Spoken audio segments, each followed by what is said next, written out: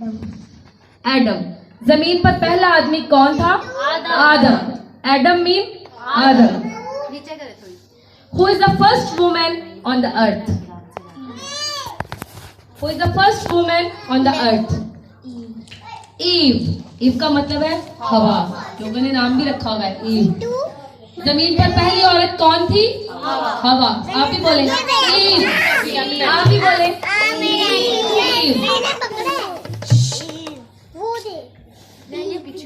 How many disciples of Jesus Christ? 12 disciples. 12 disciples। खुदा के मसीह के कितने शागिर्द थे? 12। How many gospel in Bible? 4 gospels. Bible में कितनी अनाजील है? 4। How many gospels in the Bible? 4 gospels. 4 gospels। 4 अनाजील है। जोरदार तालियां बजाएं बच्चे के लिए।